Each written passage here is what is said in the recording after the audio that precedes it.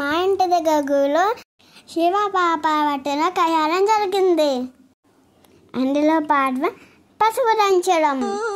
అల్లో నేరెళ్ళో జనకుని కూతురు జానకి, అల్లో నేరెళ్ళో జాజుల సోదరి జానకి, అల్లో నేరెళ్ళో మిథిలా నగరిని జానకి, అల్లో నేరెళ్ళో ముద్దుగా పెరిగిన జానకి, అల్లో నేరెళ్ళో అందాల రాముని పరిణయమాడి అయోధ్య చేరును జానకి, అల్లో నేరెళ్ళో.